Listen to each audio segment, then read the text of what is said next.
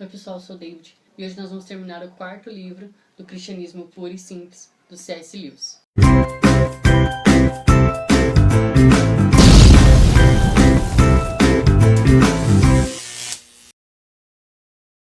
Finalmente chegamos ao fim do livro, do quarto livro, que é Além da Personalidade, ou Os Primeiros Passos na Doutrina da Trindade. E aí agora nós vamos falar sobre o capítulo 7, O Divino Fingimento. Nesse capítulo, o C.S. Lewis vai falar sobre o fingir as coisas. Ele vai defender o fingimento no ponto bom, de você fingir que é determinada coisa ou determinada situação para o bem. E esse fingimento vai levar você à perfeição e vai levar você a fazer coisas boas. Então ele vai falar que esta vida que nós tentamos fazer é como se nós tentássemos imitar a Cristo. E novamente ele vai falar sobre os capítulos anteriores desta vida Zoe, que você precisa ter. Ele vai falar sobre os soldadinhos de chumbo novamente transformados em carne. Então através desse fingimento o próprio Cristo nos revela o seu modelo e ele está ao nosso lado, fazendo esta mudança no nosso caráter e na nossa vida. E referente a essa mudança e esses passos, ele vai dizer o seguinte: neste ponto começamos a entender o que o Novo Testamento quer dizer quando assevera que os cristãos nascem de novo e que se revestem de Cristo, e que Cristo é formado em nós, e que aos poucos passamos a ter a mente de Cristo. Então aqui ele vai dizer esse processo do cristianismo é no nosso caráter. Primeiro, somos levados a nascer de novo.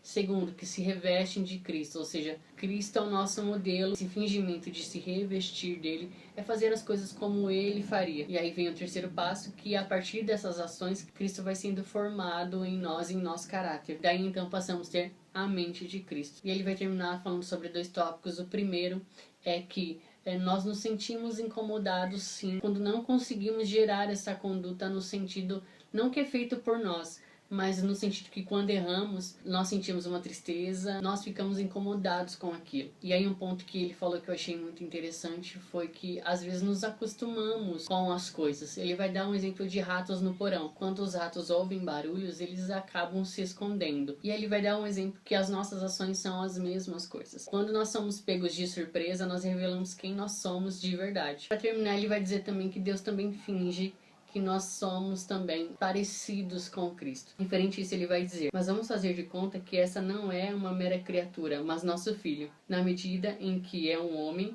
é como o Cristo que se fez homem.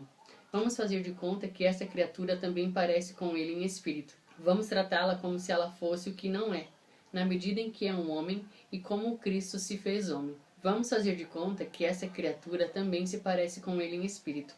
Vamos tratá-la como se ela fosse o que não é. Vamos fingir tudo isso para que o fingido se torne real. Deus olha para você como se você fosse um pequeno Cristo.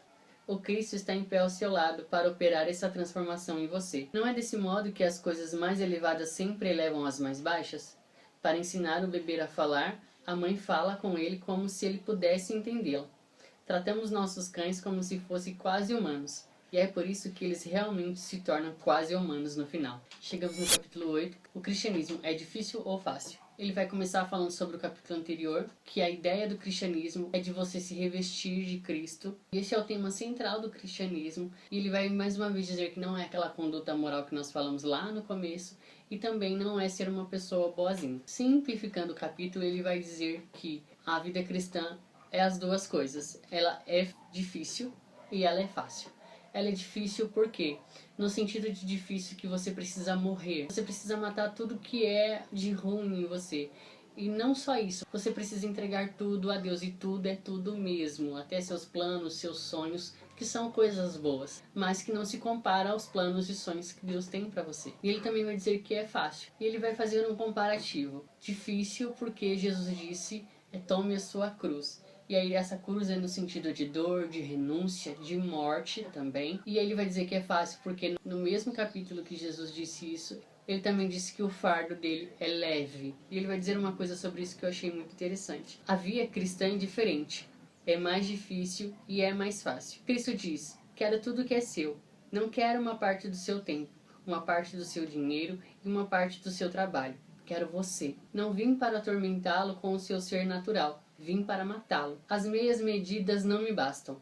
Não quero cortar um ramo aqui, um outro ali. Quero abater a árvore inteira. Não quero raspar, revestir ou obturar o dente. Quero arrancá-lo, ou o aparato inteiro. Em lugar dele, dar-lhe-ei um ser novo. Na verdade, dar-lhe-ei a mim mesmo. O que é meu se tornará seu. E aí, mais uma vez, ele vai falar que todas as coisas só vão encontrar sentido nele, porque tudo foi criado por ele e todas as coisas encontram vida e razão somente nele. E que também todas as coisas serão difundidas nele. Não só encontrarão propósito nele, mas também que todas essas coisas foram criadas por ele e para ele. Bom, chegamos no capítulo 9, avaliar o custo. E aí ele vai começar dizendo que Deus nos deu uma ordem de ser perfeito, como ele é perfeito. E aí ele vai explicar também essa questão dessa perfeição, como é esse caminho. Porque, como nós já vimos, nós não temos condições para fazer isso. Quem faz isso é o próprio Deus. E aí por isso ele vai dizer que devemos avaliar o custo, porque Deus vai trabalhar em nós até chegarmos nesta perfeição. E aí ele vai comparar Deus como um dentista, no sentido de que quando você vai no dentista para ver apenas um dente que está com problema, que está lhe causando dor, o dentista vai fazer algo completo, ele vai começar a mexer na sua boca inteira. E é essa alusão que ele vai fazer. Deus é parecido. Às vezes nós chegamos a Deus com 1 ou 2 pecados específicos, e aí quando Deus trabalha em nós em frente a esses pecados específicos, nós não temos noção do que ele realmente quer trabalhar em nós, e ele vai trabalhar em todo o resto. Por isso que ele vai falar que devemos avaliar o custo. Também tem outro ponto que ele vai dizer: se você não se afastar de Deus, porque você tem, lógico, o seu livre-arbítrio e você pode fazer o que você quiser da sua vida, Deus vai trabalhar até o fim, até chegar nessa perfeição. E aí ele vai falar assim: a consequência prática é a seguinte, por um lado: mesmo que Deus exija a perfeição, você não precisa em absoluto se desanimar com as suas tentativas atuais de ser bom, ou mesmo com seus atuais fracassos. Toda vez que você fracassar, Ele o colocará novamente em pé. E ele tem perfeita consciência de que seus próprios esforços não o aproximarão em nada da perfeição. Por outro lado, você tem que saber desde o princípio que a meta rumo a qual ele dirige é a perfeição absoluta. E não existe poder algum no universo, exceto você mesmo, que possa impedi-lo de conduzir você a esta meta. E aí um outro ponto que ele vai dizer é sobre os sofrimentos e principalmente como a vida cristã é difícil. No sentido de que, quando nós pensamos que a nossa vida está tudo bem, está tudo ok, e aí quando nós nos deparamos com algum sofrimento nessa caminhada, ele vai dizer que nós tendemos a retroceder, a duvidar e a questionar a Deus pelo propósito disso. E aí referente a isso ele vai dizer: é por isso que não devemos nos surpreender se as coisas ruins começarem a acontecer. Quando o homem se volta para Cristo e parece estar bem, na medida em que alguns dos seus maus hábitos são corrigidos, ele pode pensar que a coisa mais natural seria que sua vida agora transcorresse sem problemas. Quando as tribulações chegam, doenças, problemas de dinheiro, novos tipos de tentação, ele se decepciona. Aos olhos dele, essas coisas foram necessárias antes para despertá-lo e fazê-lo arrepender-se. Mas e agora? Por quê? Porque Deus está obrigando a progredir ou subir a um novo nível, colocando-o em situações em que ele terá de ser muito mais corajoso, muito mais paciente, muito mais amoroso do que jamais sonhava ser. A nós, tudo isso parece ser desnecessário, mas é porque não temos ainda o menor vislumbre do tremendo ser que ele quer nos transformar. E aí ele vai falar que nós não temos noção do trabalho de Deus e da perfeição que Deus quer nos conduzir. Nós não entendemos o que ele está construindo, o que ele vai fazer. E aí ele vai fazer um outro exemplo que eu achei muito legal. E aí ele vai dar um exemplo que nós somos uma casa. E aí quando Deus chega, você vê ele arrumando um encanamento ali, uma parte elétrica aqui, pequenos reparos. Mas aí Deus começa, de repente, quebrar as paredes, levantar novos muros, fazer um novo jardim, ou seja, ele começa a mudar todas as coisas. É por isso que ele vai dizer que nós não temos noção do que ele está fazendo. De uma forma bem poética, ele vai dizer que Deus está criando um palácio para que ele mesmo habite em nós. Eu achei isso muito lindo. Você pensava que seria transformado num simpático chalezinho, mas ele está construindo um palácio no qual pretende habitar em pessoa. E ele vai terminar dizendo assim: o processo será longo e às vezes muito doloroso. E ele vai dizer que é esse processo que nós entramos e que Deus não quer nada menos do que isso. E é por isso que devemos avaliar o custo de escolher o cristianismo, de ter este relacionamento com Deus. Chegamos no capítulo 10, boas pessoas ou novas criaturas. Ele vai fechar o que ele começou no capítulo anterior sobre esse processo de transformação que cada cristão passa, e não só cristão, eu vou explicar o que ele quis dizer também. Ele vai explicar esse processo e que nesse processo existe um elemento que é a chave que faz parte do processo, que é a morte. Então ele vai dizer que depois dessa vida nós somos realmente transformados nessa perfeição. E aí nós não temos noção de quanto, vamos dizer assim, de quantos por cento nós estávamos ou nós vamos estar quando partir para esta nova vida. E aí ele vai fazer uma pergunta referente sobre o cristianismo, mas principalmente sobre conduta cristã e vida cristã. Ele vai perguntar por que existem pessoas que são cristãs, elas não são transformadas, elas dizem que são cristãs, mas elas não têm essa evidência dessa nova vida. E ele também vai dizer sobre os resultados, né, que nós devemos mensurar sim os resultados. E até o próprio Jesus disse para que nós conheçamos as árvores pelos frutos, né? Mensurar os resultados dessas pessoas e dessa vida cristã que elas possuem. Claro que ele também vai dizer que esse não é o nosso papel. E ele vai apontar várias questões, que o nosso papel é cuidar apenas de uma alma, que é a nossa responsabilidade crucial é dessa alma que nós temos. E aí ele vai se estender durante todo o capítulo falando sobre isso, porque isso pode acontecer. Primeiro ele vai dizer que a pessoa pode ter se equivocado, ela não se converteu, na verdade ela imaginou que a sua conversão realmente aconteceu. E pelos frutos nós vemos que realmente não é um fato. E uma outra coisa também que ele vai dizer, vai falar sobre a personalidade. E nós também temos os nossos motivos, o porquê agimos de certa forma. E existe todo um histórico para cada pessoa. Por que ela é tão boa, por que ela é tão má, por que ela se comporta de maneira diferente. Ele também vai dizer que é difícil você também ter esse controle. E realmente quem pode julgar e quem pode dizer quem está no processo dessa transformação é Deus. E ele vai dizer também um outro ponto.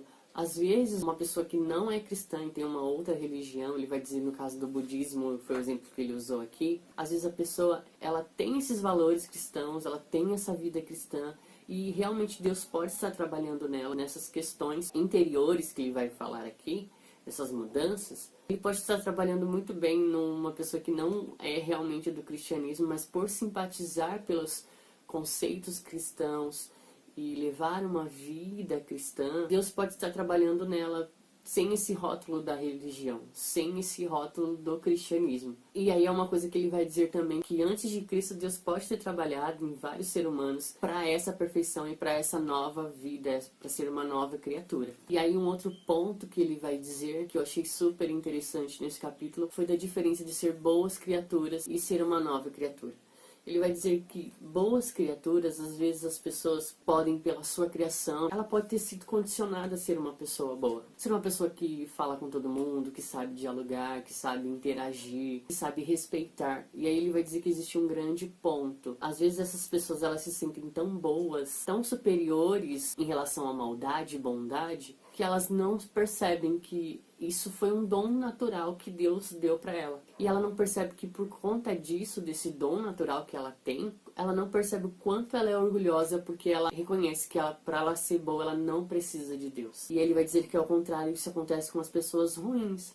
Porque as pessoas ruins sabem que elas são ruins mesmo, que elas precisam de ajuda. É aí que elas entendem que elas precisam de um ser, vamos dizer, superior.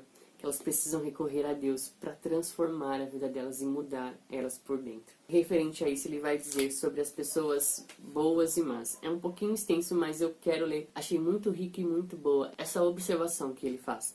Ele vai dizer assim: aí é uma advertência ou uma palavra de encorajamento para cada um de nós. Se você é uma pessoa boa, se a virtude para você é algo fácil, cuidado. Muito se espera daquele a quem muito se deu. Se você atribui a seus próprios méritos aquilo que na verdade foi uma dádiva que Deus lhe concedeu por natureza, e se contenta com o simples fato de ser bom, ainda não passa de um rebelde. E todos os seus dons só servirão para tornar mais terrível a sua queda, mais complicada a sua corrupção, mais desastroso o seu mau exemplo. O diabo foi um arcanjo. Os dons naturais dele estavam tão acima dos seus quanto os seus estão acima de um chimpanzé. E aí ele vai falar sobre a outra condição, de ser uma pessoa má.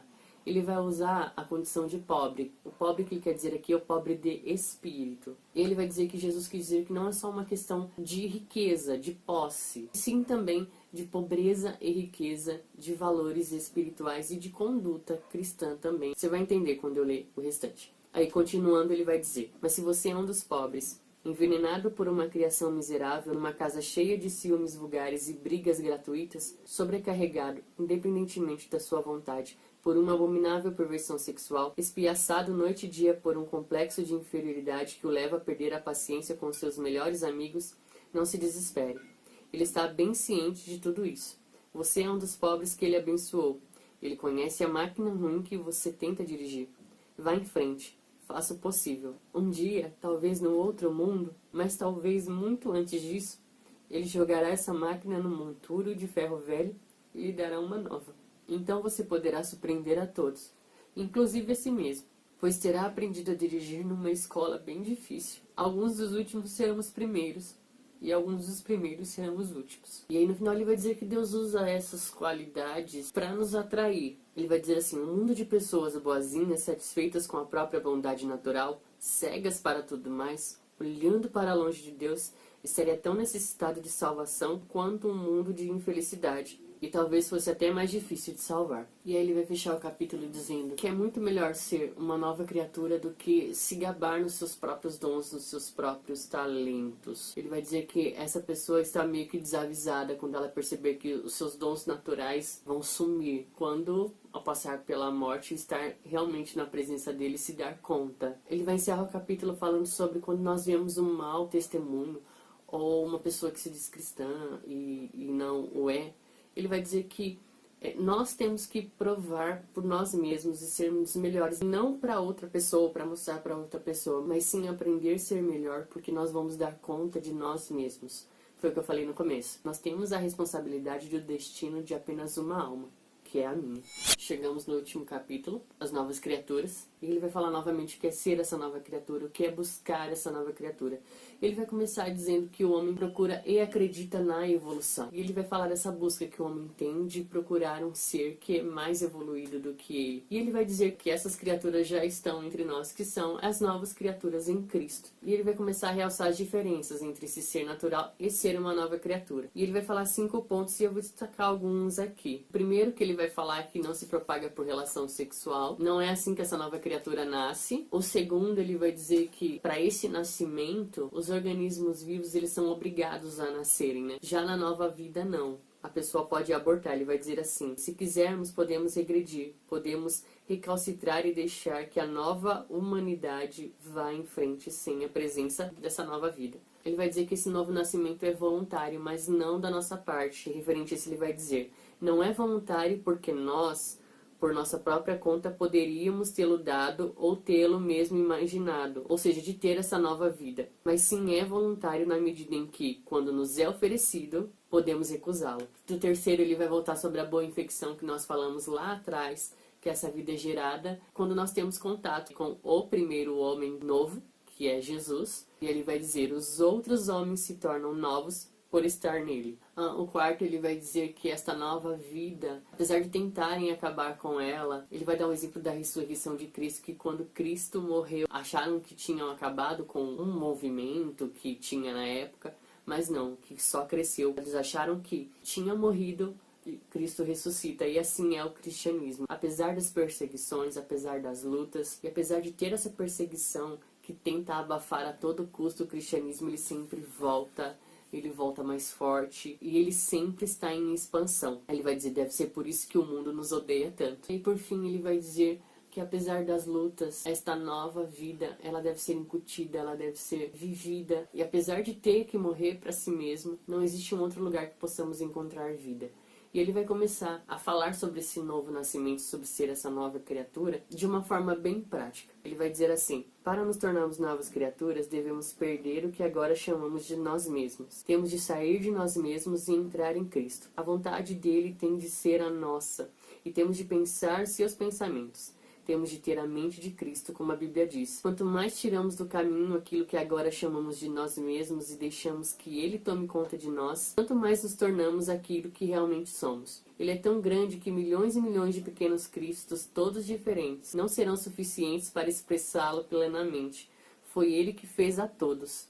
Ele inventou como um escritor inventa seus personagens de romance. De nada vale procurar ser eu mesmo sem ele. Quanto mais resisto a ele e tento viver sozinho, tanto mais me deixo dominar por minha hereditariedade, minha criação, meus desejos naturais e o meio em que vivo. É só quando me volto para Cristo, quando me entrego à personalidade dele, que começo a ter uma verdadeira personalidade minha. O seu eu precisa ser entregue de verdade. Você tem, por assim dizer, de lançá-lo fora, às cegas. Cristo de fato lhe dará uma personalidade nova, mas não é por causa disso que você deve buscá-lo.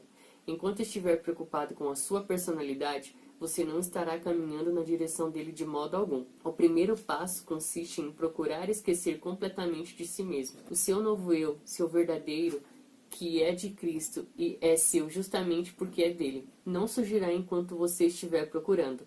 Só surgirá quando o objeto de sua procura for ele.